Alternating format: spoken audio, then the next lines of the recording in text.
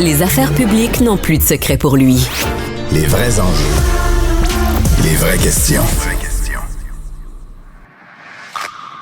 Qu'est-ce qui s'est passé? Moi, je pense que c'est banal parce qu'on a confondu des affaires qui ne devraient être jamais confondues. Surtout, l'idée de se préoccuper de ce qui est fait et bien fait. Stéphane Bureau. Bonjour Stéphane. Salut Mario. En matière internationale, ce matin, l'international ne peut plus nous envoyer ses marchandises, Stéphane. Le port de Montréal et le port de Vancouver bloqué en même temps, là, aux deux bouts du Canada, des ports majeurs qui sont en arrêt de travail.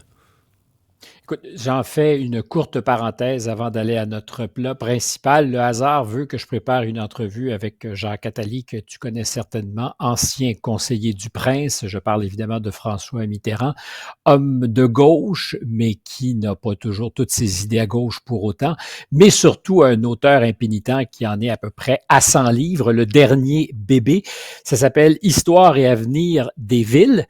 Et j'étais curieux de savoir si Montréal pouvait éventuellement y figurer. C'est donc une espèce d'inventaire de l'histoire longue des villes et de leur impact sur la sociologie, le monde dans lequel on vit, l'avenir aussi, parce qu'on sait qu'en ce moment, 57% de l'humanité vit dans des grandes villes, puis ça sera bientôt 70% avec tout ce que ça entraîne évidemment de bouleversements et de difficultés, avec à l'horizon 2100, peut-être une dizaine de villes qui auront plus de 50 millions d'habitants. Je répète, plus de 50 millions d'habitants. Est-ce qu'on voudra vivre dans ces espaces? Et des curiosités, si je ne me trompe pas, M. Attali présume que parmi ces futures mégapoles, il y aurait Kaboul en Afghanistan. Donc, j'aurai quelques questions pour lui, mais je reviens à ton interrogation sur le port, les ports, ceux de Vancouver et de Montréal. Alors, Montréal apparaît dans cet inventaire assez exhaustif en page 300 pour moi, 46. Je ne suis pas rendu plus loin, peut-être qu'il y a de bonnes nouvelles, mais c'est dans un chapitre consacré à la violence urbaine où 3 statistiques ressortent pour M. Attali. D'abord, la présence des drogues et du fentanyl, la corruption municipale. Montréal fait partie d'un chapelet de villes où il y a eu beaucoup de corruption. Et il dit « Quelques ports importants sont largement sous l'influence du crime organisé. Tels ceux de Montréal, c'est le premier nommé. » Alors, je ne suis pas spécialiste de ces enjeux. On est à l'honneur dans son livre. Tout du beau. Mais, oui, tout du beau. En fait, on est peu à l'honneur, mais quand on est là, c'est pour les mauvaises raisons. Probablement qu'il n'est pas venu suffisamment récemment pour constater que du côté congestion, on ne donne pas notre place non plus. Bon. C'est inquiétant ce qui se passe à Amsterdam, mais on se demande est-ce que c'est prélude, est-ce qu'il pourrait arriver à d'autres grandes villes d'Occident. Donc, des actes antisémites. C'est parti beaucoup après un match de soccer où une équipe de Tel Aviv se produisait. Mais là, il y a eu d'autres événements, des appels à la violence dans les rues, des dizaines d'arrestations. Beaucoup d'arrestations la semaine dernière quand il y a eu ce match et apparemment aussi une espèce de ratonnade organisée, c'est-à-dire des groupes qui avaient décidé, avant même que les supporters de l'équipe israélienne arrivent, avaient décidé de les cibler, de les identifier, avec même des complicités à certains endroits, des gardiens de sécurité qui auraient été dans la loupe et qui auraient prévenu ceux qui voulaient leur faire violence de ce qu'ils étaient présents à un certain endroit très précisément. Et ça s'est reproduit hier soir. Là, il n'y a plus ces supporters, mais des manifestations très violentes qui sont le fait d'antisémitisme primaire. Alors, je dirais pas qu'on pensait que c'était oublié parce que l'antisémitisme a des racines profondes partout dans le monde, en Europe. Souvent, aujourd'hui, c'est associé à la vague migratoire et à une espèce d'islamo-gauchisme. C'est comme ça qu'il est souvent présenté en France et ailleurs. Il faut voir que l'antisémitisme a des racines qui précèdent très largement l'arrivée de ces flux migratoires. C'est un terreau fertile. Ça a déjà fleuri en Europe en d'autres circonstances. Pas nécessaire de raconter, évidemment, l'histoire de la Seconde Guerre mondiale, sinon de retourner à l'affaire Dreyfus à la fin du 19e siècle. Mais on pensait que pour l'essentiel, ces choses étaient à peu près terminées ou qu'elles étaient peut-être latentes, mais qu'elles ne seraient jamais en vitrine comme c'est le cas. Alors, ça s'est beaucoup exacerbé depuis le 7 octobre dernier, c'est évident. Et il faut jamais, quant à moi, confondre deux choses.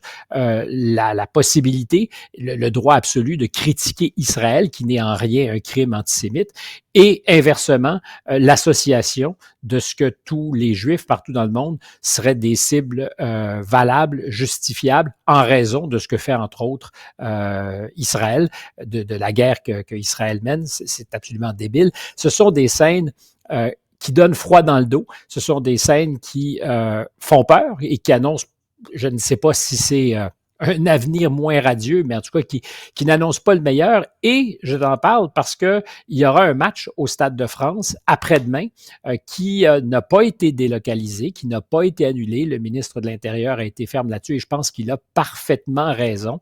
Il n'est absolument pas question de succomber au chantage, même s'il n'y en a pas, le chantage implicite, qui est cette idée que s'il y a un match entre la France et Israël, ben, par définition, par crainte des possibles débordements, on doit annuler ces événements sportifs ou culturels du reste, parce que ça pourrait être aussi des rassemblements, des grands spectacles culturels. Il a dit non, nous allons prendre les mesures et tenter d'éviter le pire. Je dis bien tenter d'éviter le pire. Peut-être que rien ne se produira, mais compte tenu de ce que la France est vraiment au bord du précipice, que tout est fissible et que les tensions intercommunautaires... De Montréal, on se dit des fois, on a des incidents, puis on se dit... ouais, mais la France est un pays violent.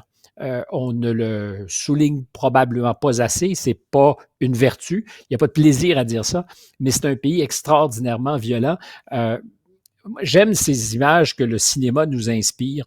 Je me rappelle de Blade Runner. Alors, Blade Runner n'est pas un film qui décrit la violence urbaine, mais ces espèces de cohabitation entre le meilleur et le pire. Ça se passe à Los Angeles, c'est pas la France, mais j'ai par moment l'impression qu'on rentre dans un monde, et la France, de ce point de vue-là, je dirais non pas montre l'exemple, mais montre ce que ça peut être. Un monde où le meilleur et le pire cohabitent et où tu es toujours au bord de quelque chose qui peut exploser. Puis quand ça explose ici, c'est pas à peu près. T'sais, que ce soit les émeutes dans les villes périphériques, dans les banlieues, qui se sont émeutiers, qui se sont rendus jusqu'au centre de Paris, ou que ce soit cette violence antisémite, et dans d'autres cas, c'est d'autres communautés qui sont les victimes, c'est la preuve que le vivre ensemble est devenu très difficile et que les guerres distantes se vivent et se font aussi sur des territoires éloignés comme la France. Ouais, mais on n'est pas loin de ça à Montréal, à Toronto, des manifestations pro-palestiniennes qui sont toujours sur la frange. Même celles qu'on appelle pacifiques, c'est parce que là, il n'y a rien eu de brisé, il n'y a pas eu de policiers blessés, on les appelle pacifiques, même s'il y a eu des cris de ralliement de haine au micro, là, ou au porte-voix, là, tu comprends? Des discours haineux propagés en pleine rue, mais là, on se dit, garde, globalement, ça a été une manifestation pacifique. Mais je fais une distinction claire, quant à moi, entre du discours haineux, qui est certainement pas agréable, ou même, dans certains cas, j'allais dire tolérable. C'est l'enjeu de la liberté d'expression. Je pense qu'il faut tolérer beaucoup de choses si on veut protéger la liberté d'expression et l'antisémitisme. et de décider qu'une communauté peut être prise à partie, peut être visée, peut être on est à la frange attaquée. de ça. Si tu mets en application le contenu des discours ici, à mon avis, t'es à une étape, comme on a vu à Amsterdam, de partir à la chasse à certains êtres humains. Et tu ne le veux pas. Non, pas non, plus que je pas. voudrais qu'on parte à la chasse de Québécois francophones. Tu me diras le parallèle, mais ça s'est déjà vu parce que tu étais à mauvaise place au mauvais moment, ou qu'on s'attaque à des manifestants pacifiques pro-palestiniens qui seraient justement l'ennemi à battre parce que palestiniens. Alors tu me diras, le en même temps n'est pas possible. Dans ce cas-ci, ce sont des Juifs qui ont été visés. Il n'y a absolument aucun doute. On peut rappeler pour l'histoire aussi que certains des partisans, la semaine dernière, et les policiers l'ont rapporté, avaient été, pardonne le Québécois, mais baveux. Je parle des supporters israéliens. Il y avait eu un petit peu de provocation. Ça ne justifie pas pour autant. Et ce qui s'est passé hier soir, parce que c'est hier soir que ça a recommencé, c'était vraiment le fait de groupes organisés qui en voulaient à des Juifs, parce qu'ils le sont. Et j'ai pas envie de singulariser, parce que c'est vrai de toute communauté qui parce que dans son essence, elle représente la mauvaise affaire, peut être ciblée. Quand on est là, on est au bord du chaos généralisé et la violence engendre toujours la violence, plus de violence. Un mot finalement sur les nominations. Donald Trump, là, qui... on a l'impression quand même qu'il sait où il s'en va. C'est-à-dire que moi, je vois un Donald Trump très différent, presque pas présent sur la place publique, qui ne donne pas de coup de gueule, qui est très discret, sinon que les choses se mettent en place rapidement, là. J'aime ce que tu dis de la technique nouvelle du 2.0, c'est-à-dire moins de coups de gueule et plus de gestes profonds. Voilà, on en parlait peut-être un peu hier, de ce que le Trump, qui n'est plus l'apprenti, qui n'est plus l'apprentice, fait, c'est-à-dire qu'il est en train rapidement d'annoncer ses couleurs, de mettre en place une équipe qu'il connaît. Ce sont plus pour lui des inconnus. Il connaît les acteurs avec lesquels il a envie de bâtir son programme électoral, un programme électoral qui, on ne peut pas prévoir s'il va réussir, mais qu'il a l'intention de livrer, et en particulier sur la question de la frontière. C'est la promesse centrale depuis 2016, qui est peut-être passée au second plan, même s'il y a eu des déclarations, on s'en rappelle, un peu à l'emporte-pièce sur les animaux domestiques qui se retrouvaient en barbecue, qui était, disait-il, une manière d'attirer l'attention sur l'immigration illégale. Mais c'est évident que l'économie est devenue, au fil du temps, la principale préoccupation des électeurs. Et M. Trump l'a souvent souligné. Est-ce que vous êtes mieux aujourd'hui qu'il y a 4 ans? La réponse, non, donc votez pour moi. Mais au-delà de ça, l'immigration illégale. Et là, ce qu'il fait, c'est de mettre à la tête d'abord de ces opérations à la frontière quelqu'un qui s'est distingué dans le passé pour sa volonté, disons-le, virile, qui n'hésite pas à parler aujourd'hui de déportés. Alors, est-ce qu'il y aura j'aime pas le mot déporté d'ailleurs, parce que ça nous renvoie justement à ce dont on parlait, ça nous renvoie au passé nazi, mais qui vont vouloir expatrier, disons les choses, les illégaux, et qui très clairement l'a dit, l'a répété. Je pense que ça va commencer avec des opérations ciblées, publicisées, auprès d'illégaux criminalisés. C'est ce que j'allais dire, des illégaux qui ont un dossier criminel, parce que exact. Moi, les millions d'illégaux, là... Mais non, Mario, ça n'arrivera pas. Bon. Ça n'arrivera pas. Alors, puis on se comprend que dans ce qu'on appelle des illégaux, il y en a un paquet là, qui refont les lits, replacent les draps dans les hôtels, puis font l'entretien des terrains de golf. En ce moment. Reconstruisent la Floride. Tu sais, c'est la main-d'œuvre qui travaille de ses bras et de ses mains, un peu comme chez nous, là, des métiers que les locaux veulent plus vraiment faire. Je veux dire, si t'en la question fondamentale. La question fondamentale, parce que, alors, tu as des lois. Si elles ne sont pas respectées et que l'on est tous arrivés à la conclusion, qu'on arrive tous à la conclusion qu'au total, c'est une bonne affaire, tu te dis, alors pourquoi avoir des lois? Pourquoi avoir une frontière? La question, c'est justement devant ce flot migratoire essentiel, qui a d'ailleurs contribué à ce qu'il n'y a pas eu plus d'inflation, parce que c'est une main-d'œuvre, je ne dirais pas qui est corvéable, mais qui fait beaucoup de choses, justement, que d'autres ne veulent pas faire et à un bon prix. Devant ce phénomène, comment tu régularises ces gens-là?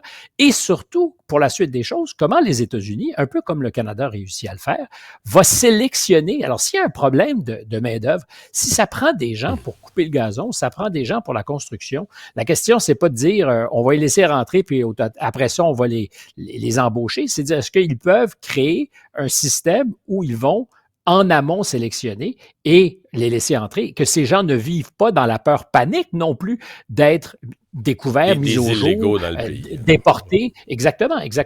Et je pense que là-dessus, Trump n'a pas de discours parce qu'il préfère des bons et des méchants, avec évidemment, dans le camp des méchants, les illégaux, les immigrants illégaux, mais c'est évident que sur sa volonté de marquer le coup, y compris avec son chef de cabinet adjoint, M. Miller, c'est des gens qui, depuis toujours, ont un discours très ferme et ça confirme l'intention. Voilà un homme qui non seulement a mis le pied à l'étrier, je parle de Trump, mais qui est en selle et qui va nous rappeler, quand il va reprendre la parole, qu'il est légitime.